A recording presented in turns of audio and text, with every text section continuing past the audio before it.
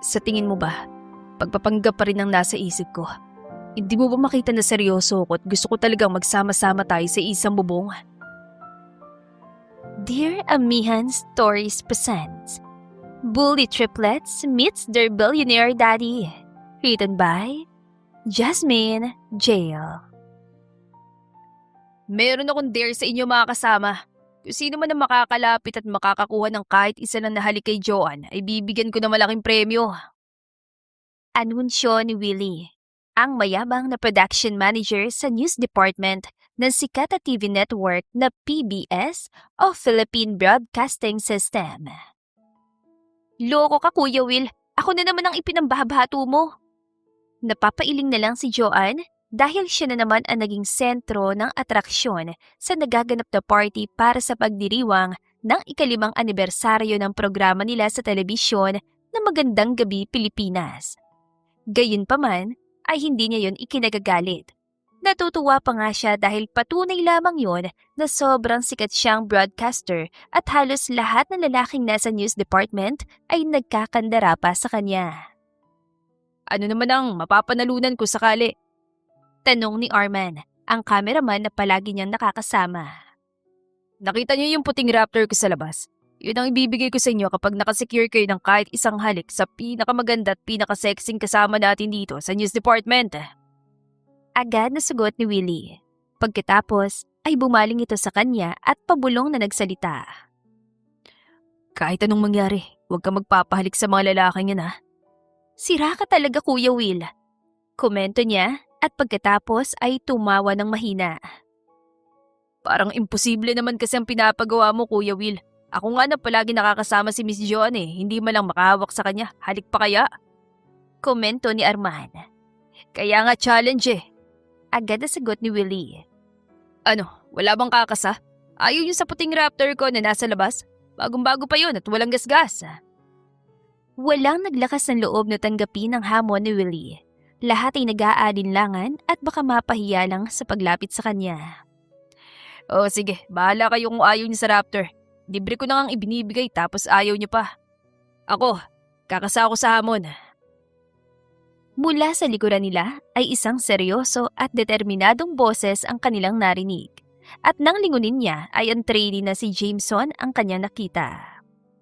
Sigurado ka, Totoy? Natatawa pang tanong ni Willie. Maging ang ibang kalalakihan ay natawa rin sa paglakas loob ni Jameson na magsalita at tanggapin ang hamon. Pati siya ay napangisi rin matapos tignan ng trainee na simple lang naman at mukhang wala pang maipagmamalaki sa buhay. Pero sa kabilang banda ay parang nagka-interes siya bigla rito sa kung ano ang nagtutulak dito para tanggapin ang hamon ni Willie. Sigurado ako, Kuya Will. Wala pa ring nagbabago sa ekspresyon ng lalaki. Determinado pa rin ito at mukhang kumpiyansa na makaka-score sa kanya. Mas lalo tuloy siya naging interesado at sinakyan ng pa-challenge ni Willie. Pero para maging fair, magre-request ako na sana mabigyan niyo kami ng privacy. Kapag kasi nakatingin kayong lahat sa amin ay sigurado hindi talaga ako makaka-score kay Miss Joanne. Hirit ni Jameson na hindi agad sinagot ni Willie. Parang nagdadalawang isip kung pagbibigyan ba ang request ito o hindi. Napatingin sa kanya si Willie na para bang sinisigurado na kapag ba pinagbigyan itong hiling ng trainee ay hindi niya ito ilalaglag. Sige na, Kuya Will. Hayaan mo na siya sa gusto niya. Gusto ko rin malaman kung anong pinaguhugutan niya at parang confident siya na makakaisa sa akin. Medyo pabulong na sabi niya kay Willie. Basta kahit anong mangyari huwag kang magpapahalik sa kanya. Oo, akong bahala. Para mapagbigyan ng hiling ng trainee, ay nagkasundo sila na sasama siya sa isang kwarto na silang dalawa lang ang naroon. Yun nga lang ay limitadong minuto lang ang ibinigay ni Willie para makakuha si Jameson ng halik sa kanya. So, ano na? 10 minuto lang ang ibinigay sa'yo ni Kuya Will. Anong gagawin mo para makumbinsi akong pagbigyan ka ng isang halik? Ang inaasahan niyang gagawin nito ay aalokin siya ng pera para pumayag na makahalik ito sa kanya.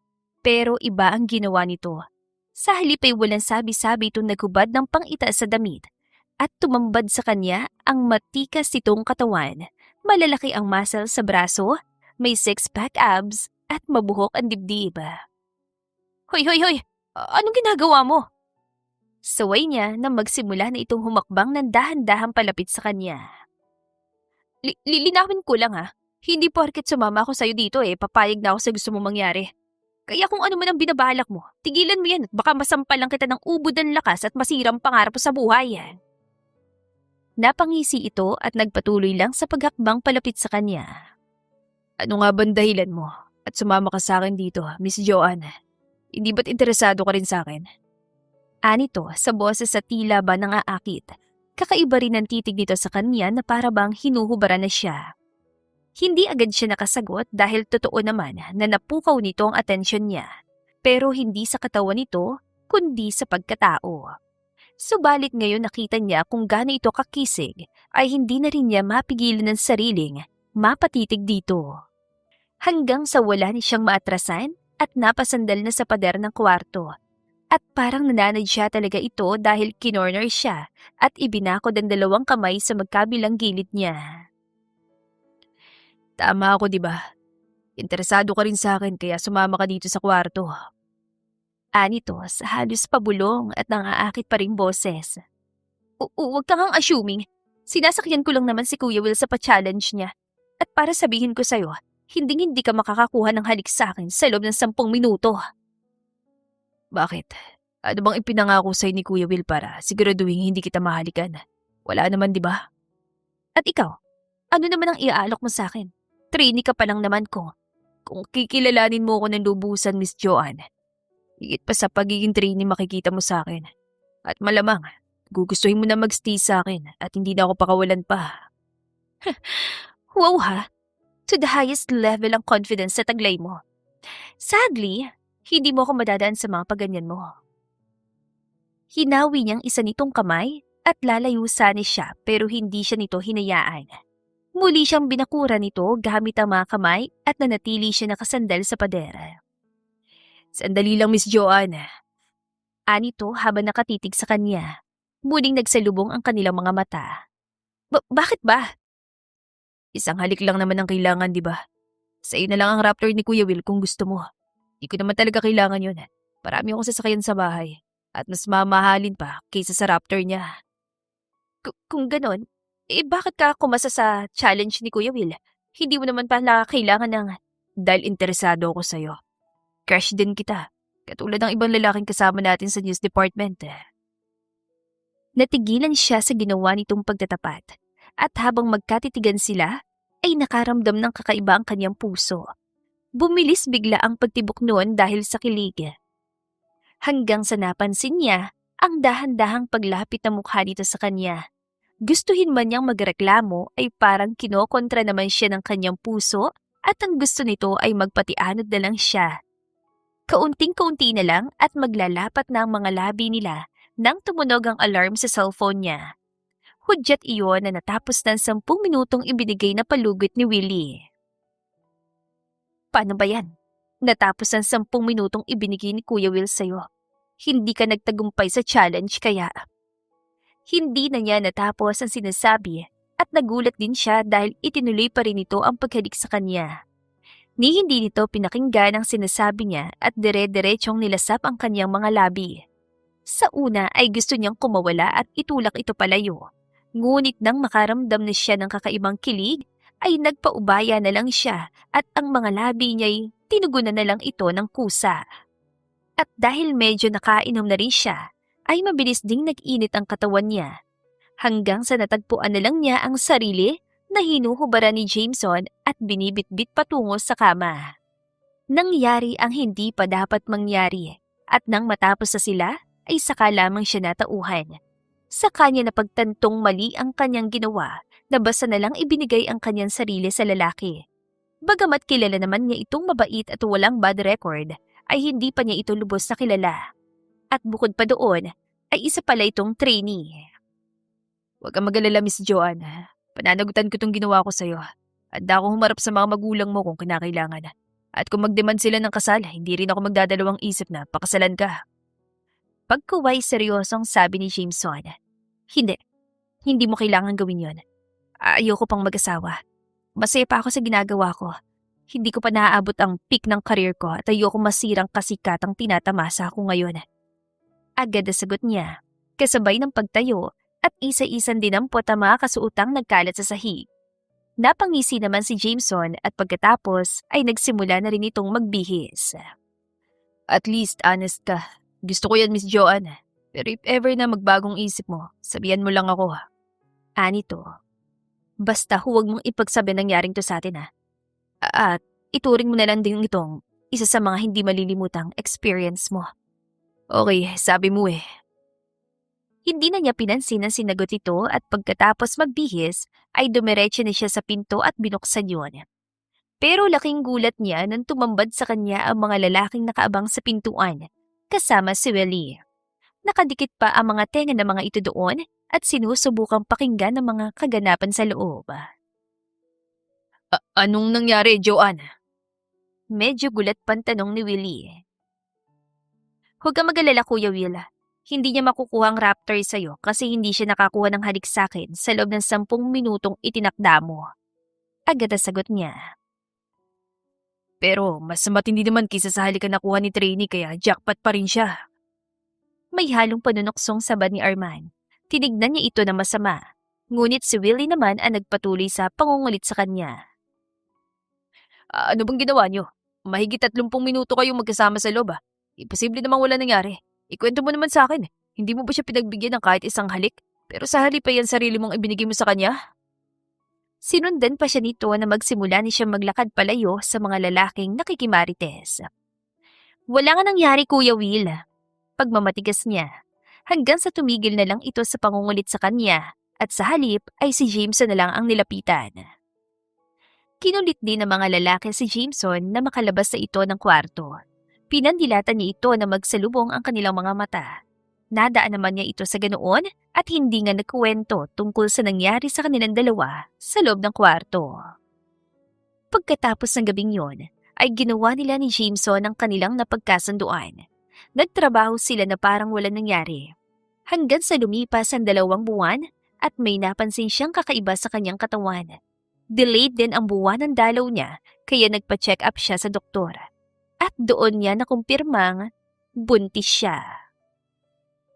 Binalak niyan sabihin kay Jameson na nagbunga ang ginawa nila, pero hindi na niya ito nakita. Natapos ang training nito at hindi niya alam kung saang kumpanya na nag-apply. Hanggang sa mabalitaan na lang niyang pumunta na pala ito sa ibang bansa para asikasuhin daw ang isa sa mga family business ito doon. Ano nang gagawin ko ngayon? Mag-isa lang ba kitang bubuhayin at isusuko ko ng career ko? Tanong niya sa sarili habang hinahaplos ang kanyang tiyan. Sa huli ay nagdesisyon siyang mag-resign na lang sa trabaho. Hindi niya sinabi ang totoo na buntis siya. Basta ang idinahilan niya ay magpapahinga na muna siya. At habang hindi pa nahahalata ang kanyang tiyan, ay umuwi na siya sa kanilang probinsya. Doon siya mamamalagi hanggang sa ipanganak niya ang batang dinadala sa sinapupunan. Sa una ay pinagsabihan siya ng mga magulang dahil sa biglaang pag-uwi niya na ganoon ang sitwasyon. Tapos wala pa siyang maipakilalang ama ng ipinagbubuntis niya. Pero sa huli ay tinanggap na rin lang siya at sinuportahan. Hanggang sa isigilang niya ang 3 cute na mga bata. 2 lalaking pinangalanan niyang Gerson at Jackson at isang babae na ang pangalan naman ay Juris. Paglipas ng 1 taon, matapos niyang manganak, ay sinubukan niyang bumalik sa pagiging reporter. Pero dahil sa dumami na ang kakompetensya niya at mas magagaling pa sa kanya, dumagdag pa ang factor na nawala ng ganda at sexing katawan niya ay nahirapan na siya. Hanggang sa nagpasya siyang mag-focus na lang sa pag-aalaga sa triplets at manatili na lang sa probinsya. Nagkaroon din siya ng disenteng work-from-home job kaya natustusan niya ng maayos sa mga pangangailangan ng mga bata.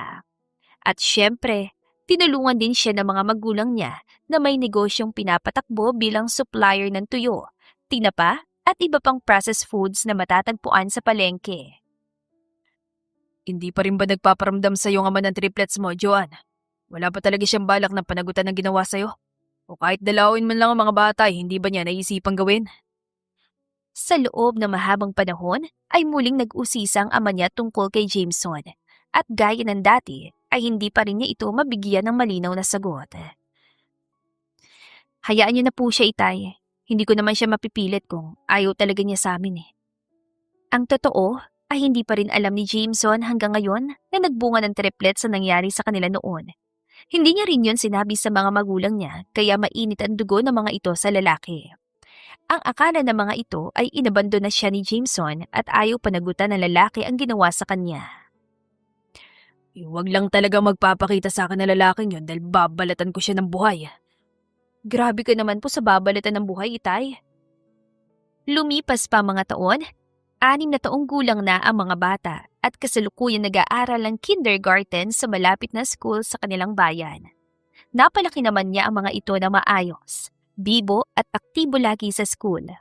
May pagkapilyo nga lang minsan ng triplets pero overall ay mababait na bata at sumusunod sa kanya.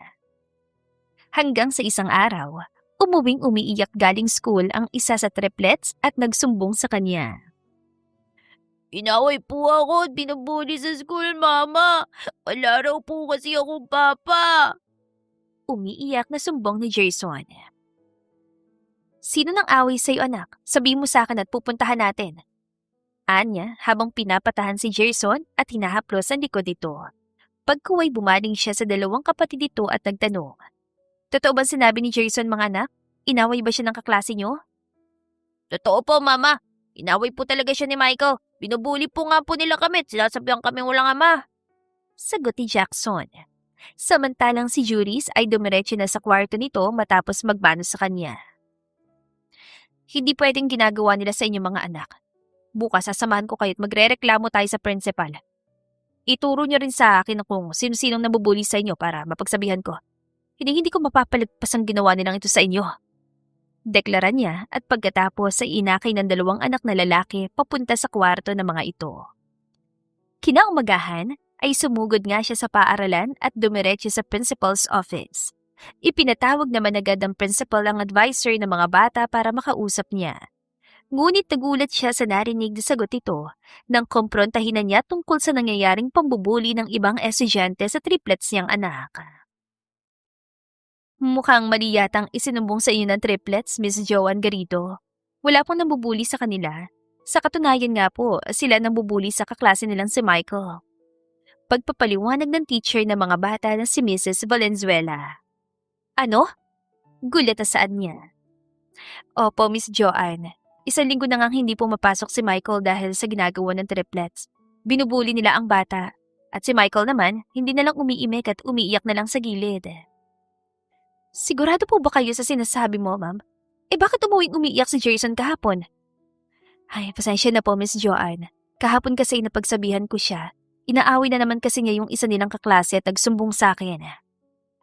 Hindi na siya nakipagtalo pa sa teacher at baka ang mga anak naman talaga niya ang mali. Baka ang triplets talaga ang totoong mga bully at hindi ang kaklase ng mga ito. Sa tingin ko, kailangan mo kausapin ang mga anak mo, Miss Joanne. Baka may kinalaman ng pagiging single parent mo kaya ganoon sila. Baka deep inside ay naghahanap sila ng pagmamahal ng isang ama kaya sa tuwing napag-uusapan ng tungkol doon ay nagagalit sila at nang-aaway ng mga kaklase. Pagpapatuloy ni Mrs. Valenzuela. Hindi ko po alam ang tungkol dito. Hayaan niyo po't kakausapin ko mga bata.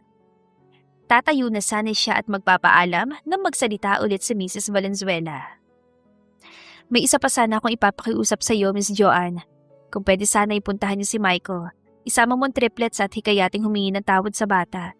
Hindi na kasi pumapasok dahil natatakot sa triplets. Kumbinsin niyo rin sanang pumasok na ulit sa school dahil kawawa naman. Nahuhuli na siya sa mga lessons. Hinawakan pa ni Mrs. Valenzuela ang isa niyang kamay habang nakikiusap. Ginagawa ko naman na makakaya ko para kumbinsin si Michael na muling bumalik sa pag-aaral. Kaya lang ay ayaw talaga. Kaya sana matulungan mo ko, Miss Joanne. Hanggat maaari kasi gusto kong maging pantay ang pagtrato ko sa mga estudyante. Kaya pasensya na kung napagsasabihan ko ang triplets. Pagpapatuloy pa rin ito. Sige po ma'am, titignan ko kung ano magagawa ko. Pagkatapos ng klase, ay kinausap niya ang triplets at tinanong kung totoo ba ang sinabi ng teacher na mga ito. Si Juris ang umamin sa kanya na sina Gerson at Jackson talaga ang nambubuli at hindi ang kaklase ng mga ito na si Michael. Napailing na lang siya at napakunot ang noo dahil sa nalaman. Naisip niya na baka tama ang sinabi ng teacher na naghahanap ang mga ito ng kalinga ng ama, kaya naging ganoon sa school. O baka hindi niya lang talaga nababantayan na maayos. Kampante siya sa ipinapakita ng mga ito na magandang ugali kapag nasa kanilang bahay. Pero kabaliktaran pala kapag nasa school ang mga ito. Hindi niyo ba alam na masama ang mambuli ng kaklase? Patuloy niya sa pagkumpronta sa mga bata. Opo, Mama. Alam po namin na bad yun. Si Jackson ang sumagot. Ganun naman pala eh. Bakit ginagawa ninyo? Hindi na tuloy pumapasok ang kaklase niyong si Michael. Kawawa naman, nahuhuli na siya sa mga lessons. Habang nagsasalita siya, ay lumapit si Gerson sa kanya. I'm sorry po, Mama. Pangako, hindi na po namin uulitin. Nakayuko at nahihiyang sabi nito. Pagkuway sumunod din si Jackson at humingi rin ng sorry sa kanya. Hindi kayo dapat sa akin humihingi ng sorry, kundi sa kaklase niyong si Michael. Sa kanya kayo may kasalanan eh. Sagot niya matapos hawakan ng marahan sa ulo ang dalawang anak na lalaki. Paano po yun, Mama? Hindi na po siya pumapasok sa school. Si Juris ang nagtanong. Di puntahan natin sa bahay nila, tapos kumbinsihin nating pumasok na ulit sa school. Mangako rin kayo na hindi niyo nagagawin ng pambubuli sa kanya para hindi na siya matakot. Sagot niya na sinang-ayon na naman ng triplets. Dahil kapag naulit pa to, may kilalagyan talaga kayo sa akin. Kaya babata niyo pa para maging bully ah. Muling nagsorry sa kanya mga anak na parang maiiyak na. Huminga na lang siya ng malalim. Nang sumapit ang Sabado, ay pinuntahan nilang address ni Michael na ibinigay ng teacher sa kanya. Ngunit pagdating doon ay hindi nila nakita ang bata. Naroon na raw ito sa uncle nito at doon na nakatira. Kinausap pa rin niya ang mga magulang ni Michael at tinanggap naman ng mga ito ang paghingi niya ng pasensya. Pagkatapos ay binigyan siya ng address kung saan nila makikita ang bata. Agad din nila yung pinuntahan at hindi nagsayang ng oras. Ang laki naman ng bahay ng uncle niya, Mama. Ang sarap sigurong tumira dyan. Namamanghang sabi ni Jackson nang marating nila ang tirahan ng uncle ni Michael. Mayaman palang uncle ni Michael, Mama. Baka magalit siya sa amin at isumbong kami sa pulis. Medyo natatakot namang wika ni Gerson. Basta gawin niyo lang yun na pag-usapan natin. Hihingi kayo ng tawad sa kaklase niyo at mangangako kayong hindi na uulitin ang ginawa ninyo sa kanya. Paalala niya sa mga bata. Pagkatapos ay lumapit na siya sa gate para mag-doorbell sana nang marinig niyang nagsalita si Juris. Hayun si Michael, Mama. Nasa garden at parang tumutulong magdilig ng mga halaman. Napatingin siya sa direksyong itinuro ni Juris at nakita nga niya ang batang hinahanap. Tinawag nila ito at hindi naman nagdalawang isip ang bata na lapitan sila. Bakit po kayo nandito? Ano pong kailangan nyo? Magalang na tanong nito sa kanya. Michael, pumunta kami dito para kausapin ka sana. Magsasorry daw sa'yo ang triplets. Kaya pwede ba kaming pumasok? Nandiyan ba sa loob yung uncle mo? Sagot niya sa mahinahong boses. Totoong sinabi ni Mama Michael. Hinahanap ka namin kasi magsasorry kami sa'yo. Pumunta na kami sa bahay niyo pero wala ka ron. Nandito ka na raw sa bahay ng uncle mo. Agad na segunda ni Gerson bago pa man makasagot si Michael. Sige po, pumasok kayo. Magalang pa ring sagot ang bata sa kanya. Pero yung sinabi ni Gerson ay hindi nito pinansin. Sinamahan sila ni Michael hanggang sa sala at pagkatapos ay nagpaalam muna ito at sinabing tatawagin muna ang uncle nito. Wala pa 5 minuto nang bumalik ang bata at akay na nito ang isang lalaking sa tingin niya ay nasa mid-30s ang edad. Ang gwapo at matipuno nitong katawan ay parang pamilyar sa kanya kaya pinakatitigan niya ito. Hanggang sa tila ba may biglang kumurot sa puso niya nang makalapit na ito sa kanila at nagsalubong ang kanilang mga mata. Sila po yung triplets na ikinuwento ko sa iyo, Uncle Jameson. Nandito raw po sila para mag-sorry sa akin. Pagsusumbong ni Michael sa tiyuhin nito at base sa ekspresyon nito ay parang may galit pa ring nararamdaman sa mga anak niya. Bigla siyang kinabahan at mas lalong bumilis ang pagtibok ng puso niya matapos marinig ang pangalang Jameson. Kumpirmasyon yun na ang lalaking kaharap niya ngayon ay ang nakabuntis sa kanya noon at ama ng triplets. At mukhang nakilala din siya nito dahil halos ayaw ding alisin ang pagkakatitig nito sa kanya.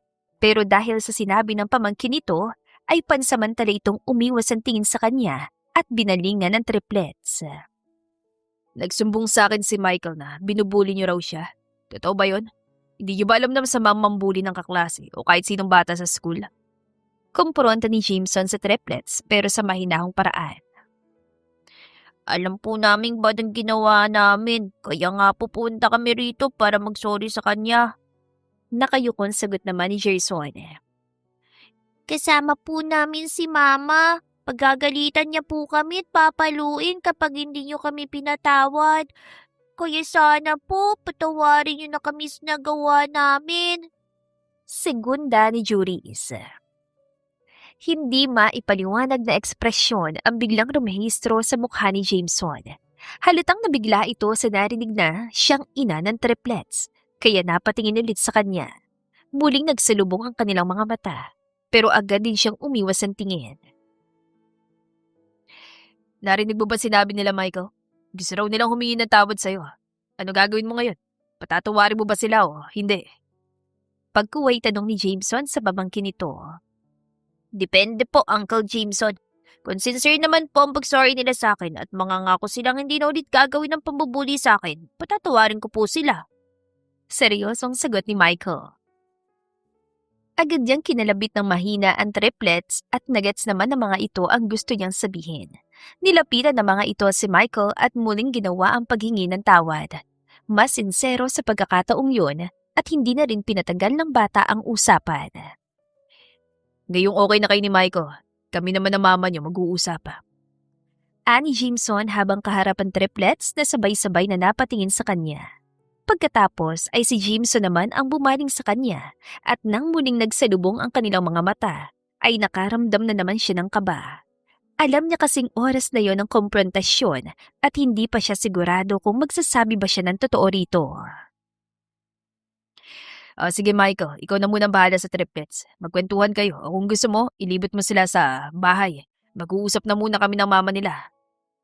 Pagkatapos magpaalam sa pamangkin ay tumayo na si Jameson saka bumaling sa kanya at siya naman ang kinausap. Pwede ba sumunod ka sa akin sa labas, Mrs.? Doon tayo mag-usap. Seryoso ito at hindi na rin hinintay na makasagot siya. Nauna na itong lumabas kaya napatayo na rin siya at nagbilin sa mga anak niya. Pagkatapos ay sumunod na siya kay Jameson sa labas. Long time no see, Joanne. Kumusta ka na? Habang panahon ang lumipas, marami na rin nagbago. Tama ka, Jameson. Marami na nga nagbago sa akin. Nawala na yung taglay kong kagandahan at kaseksihan nun. Heto, at tumaba na ako ng konti. Pilitang ngiting sagot niya. Huwag mo nga pala akong tawaging misis kasi wala pa naman akong asawa kung ganon. Sino nga man ang triplets? Hindi pa man siya tapos magsalita ay nagtanong na agad dito sa kanya. Di ba, ikaw ang mami nila? Natigilan siya at hindi agad nakasagot. Umiwas din siya ng tingin dito at pagkatapos ay huminga muna ng malalim. Sasabihin ko naman talaga sa yun tungkol dito. Ako bang ama nila, Joanne? Muli ay hindi siya nito pinatapos sa pagsasalita. May napansin din siyang tila ba pananabik sa ekspresyon nito habang nagtatanong sa kanya. Nagbunga ba nangyari sa atin nun? Ang 3 batang yun ba ang naging resulta ng kapusukan natin nung gabing yun? Pagpapatuloy nito nang hindi agad siya sumagot. Hindi mo may tatago sa akin ang katotohanan dahil kitang-kitang pagiging magkakamukha namin ng mga bata. Dagdag pa rin ito. Ikaw nga ang ama nila, Jameson. Anak mo ang triplets na mag-isa kong inalagaan at pinalaki. Although katuwang ko naman ang mga magulang ko, pero iba pa rin kapag may amang gumagabay at nag-aalaga sa kanila. Pagtatapat niya sa lalaking kaharap. Bakit hindi mo sinabi sa akin na nabuntis ka? Bakit inilihim mo? Samantalang paulit-ulit ko naman sinabi sa'yo na handa kitang panagutan. At kung pumayag ka nga nun ay pinakasalan din kita agad. Tumaas ang bahagya ang boses ito. Parang ibinabalik ang sisa sa kanya kung bakit hindi nito nakilala at nakasama ang mga bata. Ang totoo, hindi ko rin alam nung una. Huli na nung nalaman kong buntis ako dahil nakaalis ka na ng Pilipinas. Bakit hindi mo ako kinontak? O kung hindi mo alam kung saan ako kukontakin, bakit hindi ka nagtanong-tanong sa mga kakilala ko? Bakit hindi ka gumawa ng paraan na masabi sa akin na nagbunga nangyari sa atin noon? Willing akong i-give up ang buhay ko nun sa ibang bansa kung ikaw at ang mga bata naman ang kapalit. Ramdam niya ang senseridad sa bawat salitang binitiwan nito. May naramdaman siyang kakaiba sa kanyang puso na naging dahilan para mapaluha siya ng hindi niya namamalayan. Pinaghalong tuwa, guilt at pag-alala ang bumalot sa buong pagkatao niya. I'm sorry, Jameson. Hindi ko na naisip ang mga yan dahil gulong-gulo na rin ako ng time na yun. Dumagdag pa yung kagustuhan kong bumalik sa trabaho pagkatapos kong mga kaya naisipan kong umuwi na lang sa probinsya at ilihim sa publiko ang tungkol sa pagbubuntis ko. Sa kasamaang palad, nabigo ako makabalik sa broadcasting. Nalaos na kasi ako at mabilis na kumupas ang ganda't kaseksihan kong taglay noon. Pagpapaliwanag niya at hindi na rin ito nakipagtalo pa. Mukhang mas mahalaga dito na magkaayos sila para sa triplets nilang anak. Huwag na tayo magsisihan. Hindi naman natin mababago pa mga nangyari sa nakaraan. Ang mahalagang pag-usapan natin ay kung anong gagawin natin ngayon. Kung anong gusto mong maging setup natin. Hindi ko alam, Jameson. Hindi nga ako ready sa pagkikita natin ito. Wala ka bang balak sabihin sa mga bata na akong ama nila? Hindi mo ba ako tutulungan makabawi sa kanila? Hindi mo ba ako hayaang makapasok sa buhay ninyo? Kahit co-parenting lang? All this time, wala ba sa isip mo mga ganyan? Kaya hindi ka handa ngayon nagkita ulit tayo pagkatapos sa mahabang panahon? Matigas ang boses si Jameson kaya muli siya natigilan at hindi agad nakasagot. Hanggang sa nagulat na lang sila nang marinig nila ang boses ng isa sa triplets mula sa kanilang likuran. Ano pong sabi niya, Mama? Siya ang papa namin? Si Gerson ang nalingunan niya. Mukhang gulat na gulat ito. Nagpapalipat-lipat pantingin ito sa kanilang dalawa ni Jameson at halo-halong ekspresyon na nakita niya sa mukha nito. Bakit hindi ka po makasugot, Mama? Tama po ba narinig ko mula sa kanya na siyang papa namin? Pagpapatuloy nito na nagbabadya ng luha sa mga mata. I'm sorry, anak, kung hindi ko agad sinabi sa inyo. Kasabay ng pagsasalita ay ang pagluhod niya para pumantay siya kay Gerson. Sinubukan pa niyang hawakan ng balikat ang bata pero bigla nitong hinawi ng malakas ang kamay niya kaya nagulat siya. Sinungaling ka, Mama! Sabi mo wala kaming papa, pero meron pala! Halos pasigaw na sabi ni Gerson, kasabay ng pag-iyak nito na malakas.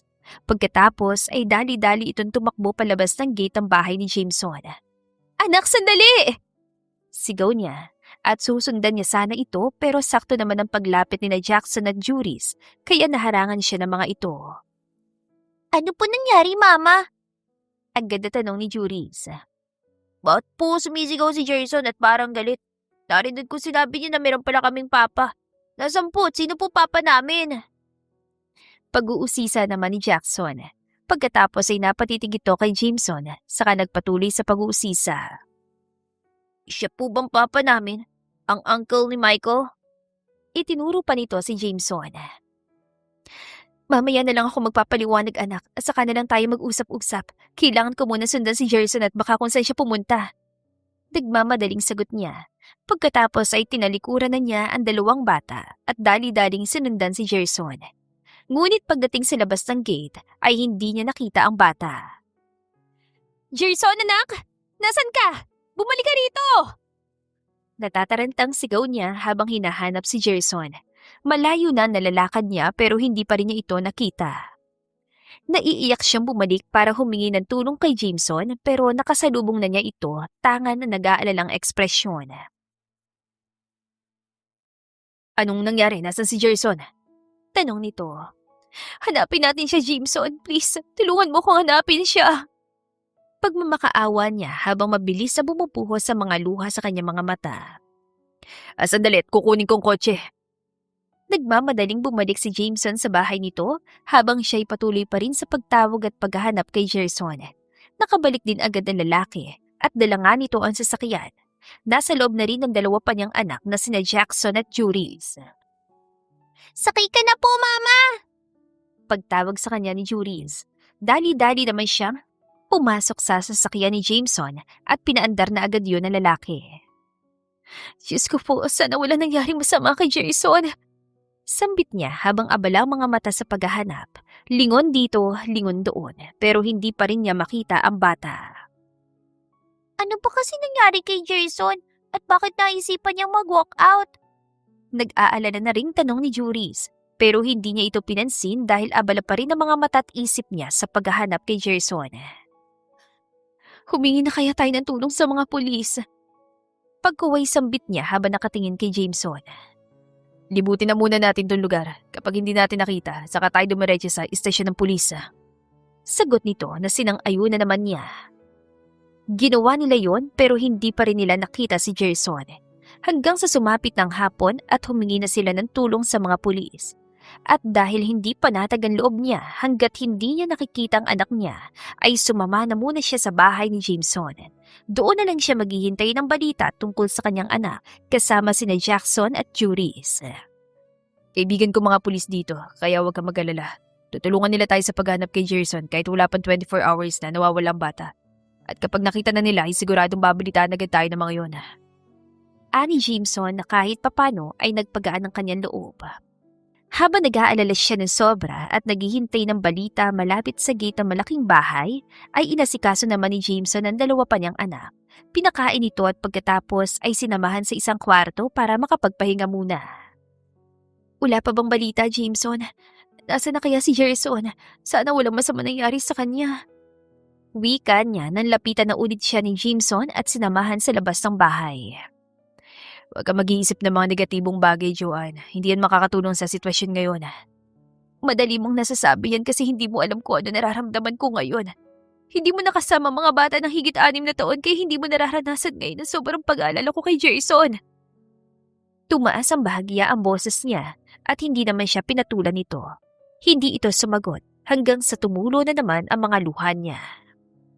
Pagkuway naramdaman niya ang marahang paghawak nito sa kanyang balikat at ang katawan niya ay tila ba may sariling desisyon at napayakap na lang bigla rito. Hindi naman talaga siya galit kaya nakapagtaas siya ng boses at nakapagbitiw ng tila ba panunumbat dito. Hindi lang niya matanggap na wala siyang magawa ng mga sandaling yon kundi ang maghintay ng balita mula sa mga pulis na tumutulong sa kanila sa paghahanap kay Gerson. Huwag kang mag-alala, Joanne. Magiging maayos din ang lahat. Makikita rin nila si Gerson. Tiwala tayo sa kanila. Saan na nga, Jameson? Sa ngayon, pumasok ka na muna sa loob at sabayan akong kumain.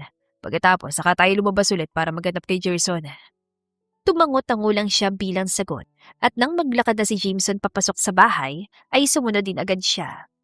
Nasa pintuan na sila nang tumunog ang cellphone nito at nang sagutin nito ang tawag, ay isang magandang balita ang narinig nito. Nakita na raw nila si Gerson. Naroon sa bahay ng isang kagawad ng barangay. Pinicturean daw at pinost tapos nakita ng mga pulis na tumutulong sa atin. Pagbabalita ni Jameson matapos itong ibaba ang cellphone at hinarap siya. Puntahan na natin ngayon! Bilis! Nagmamadaling sabi niya at hindi naman nagreklamo ang lalaki. Agad niya itong kinuha sa sakyan at nang makapasok na siya ay pinaandar na agad yun.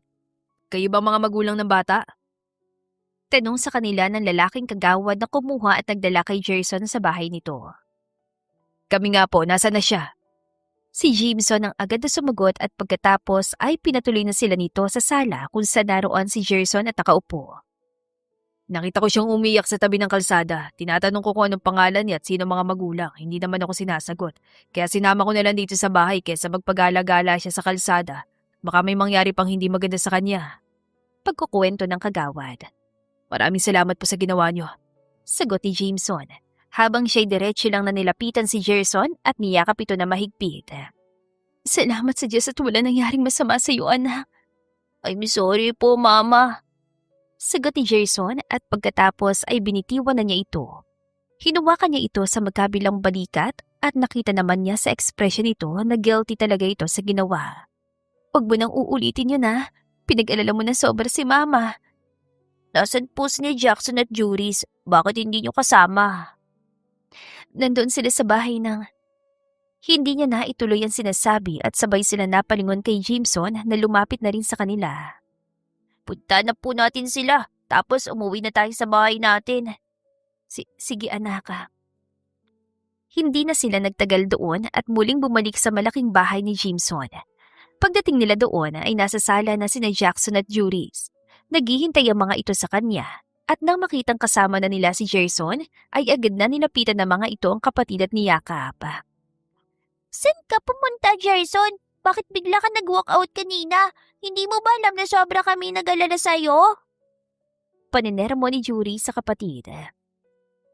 Kung san-san ka na hinahanap nila, Mama. Mabuti na lang at wala nangyaring masama sa'yo. Paano pala kung nabundol ka ng sasakyan o kaya'y kinuha ka ng mga tao nakasakay sa puting van? Dugtong naman ni Jackson. I'm sorry kung nag-alala kayo sa akin. Promise, hindi ko na uulitin. Seryosong sagot ni Gerson at habang nagsasalita ito ay binalingan siya nito ng tingin, pati ang dalawang kapatid. Samantalang kay Jameson ay umiiwas ito na mapatingin na para bang may kinikimkim itong sama ng loob sa ama. Inalok sila ni Jameson na doon na lang sa bahay nito magpalipas ng gabi pero tumanggi siya. Ayaw din naman kasi ng triplets, lalo na si Gerson at ang gusto ng mga ito ay umuwi na sa kanilang bahay. Isa pa ay ayaw din niyang umasa ito na magiging okay na agad sila. Bagamat open naman siya sa ideyang magtulungan sila sa pagpapalaki sa mga bata, simula ngayong nagkita na ulit sila at nalaman na nito ang totoo. Hindi na nangulit pa si Jameson at sa halip ay hinatid na lang sila nito. Hindi na rin ito nagtangkang pumasok sa loob at sinabihan siyang sa susunod na lang mag-usap. Si Mr. Jameson po ba talaga ang papa namin, Mama? Tanong ni Juris nung magkakatabi na sila sa kama at sinasamahang matulog ang mga ito. Oo mga anak, siyang totoo niyong papa. Patawarin niyo ako kung hindi ko agad sinabi sa inyo. Basta, ako, okay lang po sa akin. Hindi po ako galit, Mama. Si Jackson naman na nagsalita. Pero di ba po sabi mo nun, wala na kaming papa, na hindi na siya babalik kaya huwag na kaming umasa na makikilala at makakasama namin siya? Hindi kasi ako sigurado noon na babalik pa siya. Kaya sinabi ko na lang sa inyong ganun kaysa umasa kayo. Kaya nga humihingi ako ng tawad sa inyo ngayon. Kasalanan ko talaga. Ngayon nagbalik na po si Papa Jameson? Makakasama na po ba namin siya? Dito na po ba siya titira sa bahay natin o lilipat na tayo sa malaki niyang bahay? Na-excite na muling tanong ni Juris. Hindi agad siya nakasagot at hinaplos-haplos lang ang buhok ni Juris. Ang totoo, hindi pa rin siya makapag-decide. Gusto niya makapag-usap muna sila ni Jameson at marinig kung ano talaga ang plano nito. Saka siya magde-decide ng final at wala nang bawian. Si Gerson ay kanina pantahimik pero gising naman at biglang tumalikod sa kanya. Mukhang naghihintay rin ito ng sagot sa kung ano ang magiging setup nila ng ama ng mga ito, pero dahil sa hindi niya pagsagot ay parang na-disappoint ito. Ano bang gusto niyo mga anak? Gusto niyo bang makasamang papa niyo o ayaw? Pagkuway tanong niya sa mga ito at mukhang nag-i-interest ulit bigla si Gerson kaya muli itong lumingon sa kanya. Ako, gustong-gusto ko po makasama ang papa namin. Nakikita ko kasi sa mga kaklase namin na may mga papa, masasaya sila. Lalo na kapag hinahatid sila sa school at sinusundo. Si Jackson ang agad na sumagot. Ako rin po, Mama.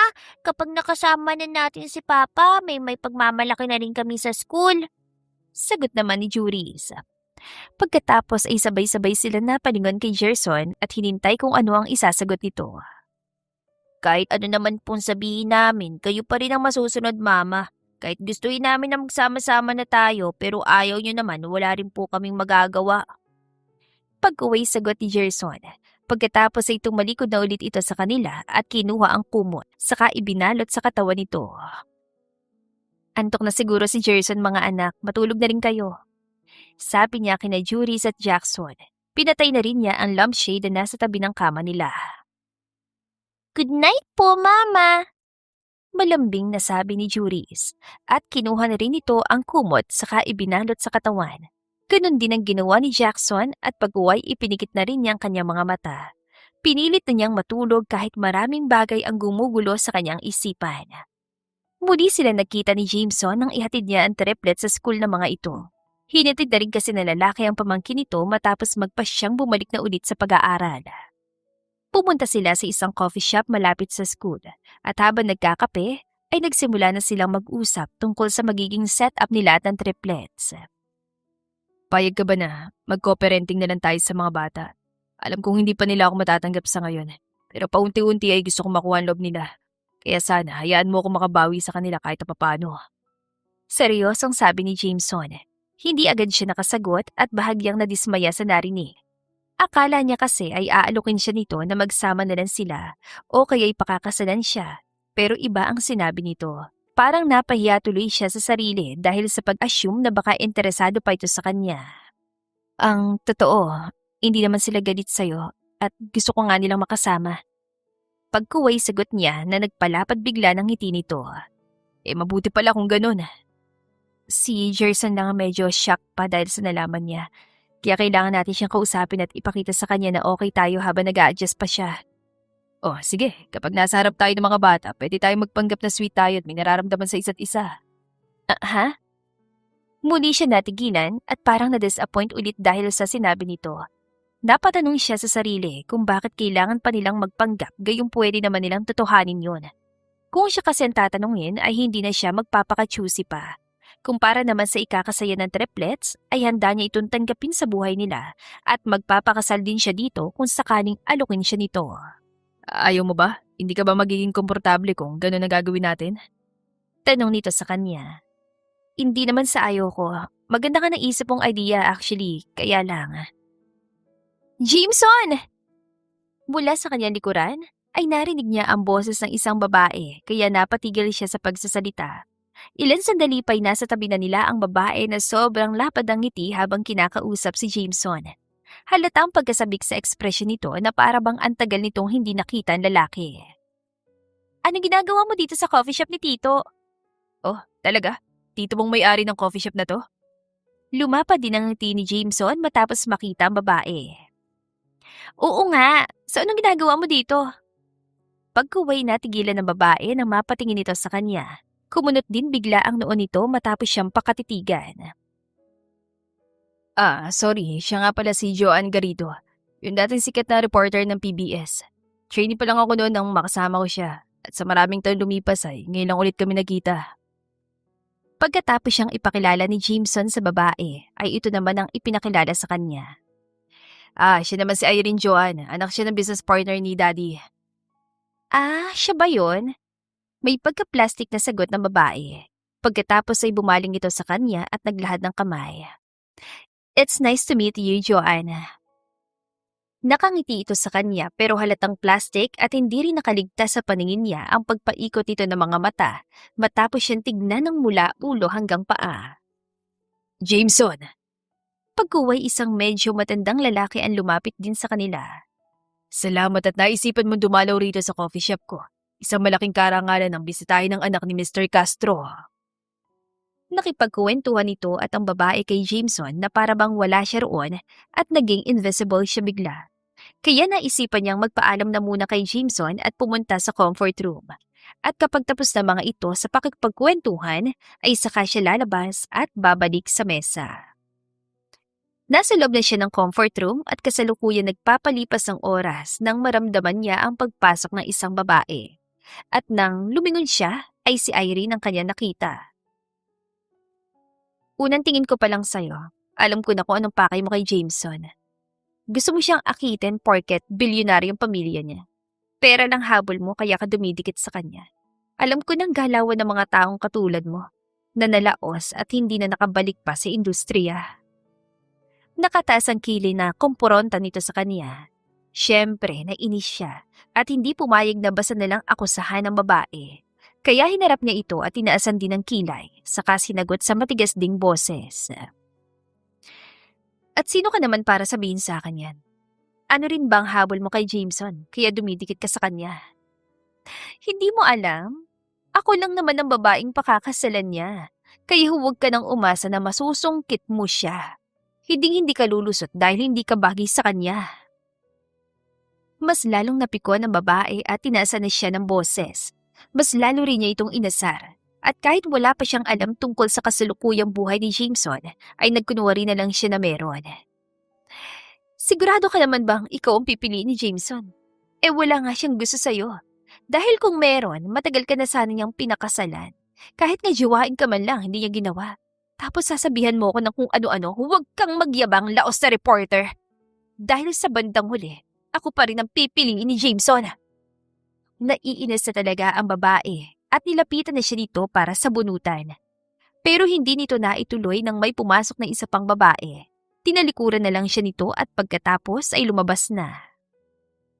Nagbuntong hininga na lang siya pagkatapos. Akala niya kasi ay magkakasabunutan na, pero nakahanda naman siya kung sakaling mangyari yon.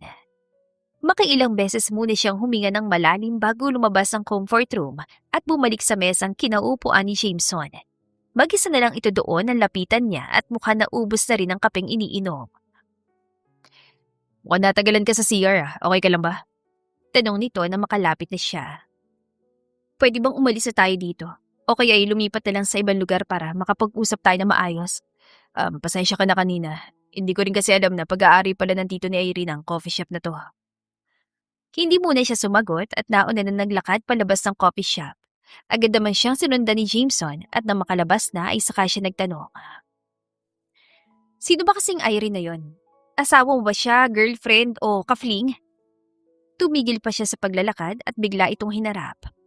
Tatanungin pa sana niya kung ang babaeng yun ba ang dahilan kung bakit hindi siya nito inaalok ng kasal o kaya ay magsama na lang sila para sa mga bata. Nagdalawang isip lang siya dahil baka isipin nito na masyado niyang ipinipilit ang sarili dito. Si Irene, hindi ko siya girlfriend, lalong hindi ko asawa. Business partners lang ang mga magulang namin. Pero aminin ko na sinusubukan ng mga magulang namin ay pagkasundo kami. Pero hindi ako sangayon kaya wala rin sila magagawa. Desisyon ko pa rin na masusunod. Gano'n naman pala eh. Pero kung makapagsalita siya, daig pa niyang isang tao na inagawa ng pagkain. Pabulong na sabi niya, kasabay ng pagpapatuloy sa paglalakad. Ano yon, Joanne? Wala. Sabi ko, halatang patay na patay sa yung Irene na yon. Teka, nagkausap ba kayo ni Irene kanina? Pumunta rin siya ng CR, di ba? May sinabi ba siya sa yung hindi maganda? Wala. Tipid niyang sagot. Iniisip niyang sarilinin na lang ang magiging laban kay Irene kung sakaling hindi siya tigilan ng babaeng yon. Basta, kapag sinabihan ka ng kung ano-ano ni Irene o kaya inaway ka, sabihin mo agad sa akin para magawan ko agad ang paraan na huwag kanyang guluhin. Okay. Tipid pa rin niyang sagot hanggang sa makarating na sila sa sasakyan ni Jameson. Itutuloy sana nilang pag-uusap sa ibang lugar pero bigla itong nakatanggap ng importanteng tawag at kinailangan itong puntahan yon. Kaya hinatid na lang siya nito sa bahay at nagsabing sa susunod na lang ulit sila mag-usap. Kinagabihan ay muli sila nagkita ni Jameson. Pumunta ito sa kanilang bahay at may dalang chocolates. Alam niyang para yon sa mga bata pero nakaramdam siya ng kakaiba na para bang kinikilig. Lalo na makita niyang isang bouquet ng bulaklak at inabot yun sa kanya. Para bang nanliligaw ito pero ayaw na niyang mag-assume at baka mapahiya na naman siya. Juris, Jackson, Jerson, nanditong Papa Jameson nyo. Punta muna kayo dito sa sala. Tawag niya sa triplets at ilang sandali lang ay lumapit na sina Juris at Jackson sa kanila. Oh, nasan si Jerson? Natutulog na ba? Tanong niya nang hindi makitang isang anak. Nandun po siya sa kwarto ni Lola. Si Juris ang sumagot. Hello po, Papa Jameson. Medyo nahihiya pero may paglalambing na bati ni Jackson sa ama nito. Pag-uwi si Juris naman na lumapit sa ama at bumati rin ng may paglalambing. Hanggang sa nagsimula na magkuwentuhan na mag-ama, kahit na papano ay nasiyahan siya sa kanya nakita. Ngunit sa kabilang banda ay nalungkot din dahil wala doon si Jerson. Kaya naisip niyang puntahan ang bata para papuntahin din doon. Ngunit pagtayo niya ay siya namang paglapit ni Jerson sa kanila. Wala itong imik at nakayupo lang na tumabi kay Jackson. Hoy Jerson, mag-hi ka naman sa papa natin. Tignan mo, may dala siyang chocolates para sa atin. May halong paninermo na sabi ni Juris. Inangat naman ni Jerson ang mukha nito at bumaling sa ama. At malapad ang ngiti naman ang sinalubong ni Jameson. Ay po, Papa Jameson. Hello din, Jerson. Agad na sagot ni Jameson at pagkatapos ay hinaplos-haplos ito ang ulo ng bata. Galit ka pa ba sa akin? Hindi naman po ako galit eh. Ayoko lang pong umasa dahil baka umalis ka rin at hindi namin makasama. Napatingin bigla si Jameson sa kanya dahil sa sinabi ng anak at awkward lang siyang ngumiti na magsalubong ang kanilang mga mata. Pwede ko bang malaman kung anong gusto mo? Pagkuway tanong nito kay Jerson. Tutuparin mo po ba kapag sinabi ko sa'yo? Oo naman, para hindi ka na magtampo sa akin. Bumaling muna si Jerson sa kanya, pagkatapos ay sa mga kapatid naman ito saka sumagot sa ama. Ang gusto ko po ay araw-araw ka naming makasama. Ikaw ang maghahatid at magsusundo sa amin sa school. Gusto ko po na dito ka na tumira sa amin at pakasalan mo si Mama para siguradong hindi mo na kami iiwan. Seryoso si Gerson at alam niyang iyon talaga ang gusto nito sa simula pa lang. Pag-uwi napatingin siya kay Jameson. Ngumiti ito at base sa ekspresyon nakikita niya ay parang kinukumpirma nito kung ganun din bang gusto niya. Ganun din ang gusto nyo, di ba? Tanong ni Gerson sa dalawa nitong kapatid na agad namang sumagot ng oo habang patango-tango. Kaya kung hindi mo naman po kayang tuparin ang gusto namin, huwag ka na lang po magpapakita sa amin para hindi na kami umasa. Huwag ka na pong pupunta rito at huwag mo na kaming bibigyan ng kung ano-ano. Pagpapatuloy ni Gerson na bahagyang ikinabigla ng ama nito, maging siya ay nagulat din kaya dali-dali niya itong nilapitan at sinaway. Pasensya ka na sa kanya, Jameson. Bata pa kasi kaya, sige. Kung yan talaga ang gusto nyo, tutuparin ko para sa inyo. Narinig niyang sagot ni Jameson sa mga bata kaya naputol ng kanyang sinasabi. Pagkatapos ay bumaling ito sa kanya at muling ngumiti. Naguluhan siya at napaisip kung seryoso ba talaga ito sa sinabi o bahagi lang iyon ang sinabi nitong pagpapanggap nila sa harap ng mga bata na okay sila at sweet. Sa nakikita kasi niya sa ekspresyon nito ay parang gusto talaga nitong gawin ang sinabi. Kaya lang ay naiisip niya na parang imposible naman yatang ma-inlove agad ito sa kanya. Unless may nararamdaman na talaga ito sa kanya noon pa lang. Pero gaya ng lagi niyang sinasabi sa sarili, ayaw na niya mag-assume kaya inalis din agad niya ang mga isiping yon at huminga na lang ng malalim. Talaga po, magsasama na tayo sa isang bahay at hindi mo na kami iiwan. Napukaw ang atensyon niya na marinig ang pagkumpirma ng bata sama nito. Kita pa niyang excitement sa ekspresyon ng bata at hinawakan naman ni Jameson na magkabilang balikat ito. Di ba, yun ang gusto nyo? Anito sa anak nila. Opo! Halos magkakasabay na sagot ng triplets. Kaya yun ang gagawin ko. Ang tanong na lang ngayon ay kung papayag bang mama ninyo. Sabay-sabay na napalingon ng triplets sa kanya. Hindi agad siya nakasagot kaya lumapit ang mga bata sa kanya at hinawakan ng mga ito ang dalawa niyang kamay. Sige na po, Mama, pumayag ka na. Di ba gusto mo rin makasama si Papa? Ganito kasi yun mga anak. Kailangan pa naming pag-usapan ng tungkol sa mga bagay na yan. Hindi pwedeng basta na lang kaming magsama sa iisang bahay. Unang-una, kailangan ko pa magpaalam sa lola ninyo. Pwede naman kayong tumira sa bahay ko kung gusto nyo. Si Michael lang naman ang kasama ko doon bukod sa mga kasambahay. Pero since bumalik na siya sa school niya, baka kunin na rin siya ng mga magulang niya. Putol ni Jameson sa sinasabi niya na lalong ikinasabik ng triplets. Gayunpaman ay hindi pa rin niya binigyan ng malinaw na sagot ang mga bata. Kailangan niya muna talagang makausap si Jameson at tanungin kung ano ba talaga ang plano nito. Kaya bago ito umuwi, ay dinala pa siya nito sa park para magkausap sila ng solo. Nagkasundo tayo na magpanggap na okay at sweet sa harap ng mga bata. Pero mukhang over naman yata yung magsasama tayo sa iisang bahay.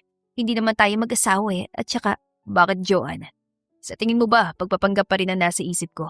Hindi mo ba makita na seryoso ko at gusto ko talaga magsama-sama tayo sa isang bubong? Seryoso ito at hinawakan pa ang dalawa niyang kamay habang nagsasalita. Biglang bumilis ang pagtibok ng kanyang puso dahil sa kilig. Iyon na ba ang confession na hinihintay niya? Kaya lang ay napapatanong pa rin siya sa sarili kung paniniwalaan niya ba ito. Baka naawa lang kasing ito sa mga bata kaya ganun ang iniisip na gawin. Matagal na ako may gusto sa'yo, Joanne. Wala pa nung trainee pa lang ako. Pero dahil sikat ka at pinagkakaguluhan nun ay hindi ako makaporma sa'yo. Kaya nga nung nagkaroon ako ng chance na makuha ka, hindi ko na talaga pinalagpas ang pagkakataong yun. Kung ganun, bakit bigla ka nawala? Hindi lang ako pumayag sa gusto mo nun. Kinalimutan mo na agad ako at hindi binalikan. Mahabang istorya. Basta, kinailangan kong pumunta sa ibang bansa dahil nagka-problema negosyo namin doon. Sinubukan namin isalba pero na-bankrupt pa rin. Ang ginawa na lang namin sa huli ay bumalik dito sa Pilipinas at nag-concentrate sa iba namin negosyo dito. Tinutukan namin yung PBS kung saan ka nagtrabaho dati. Hanggang sa ma-acquire namin yun at kami na naging may-ari sa ngayon. Talaga? Kayo nang may-ari ng BPS? Oo, kaya kung gusto mo bumalik ulit sa broadcasting ay kayang-kaya kitang tulungan.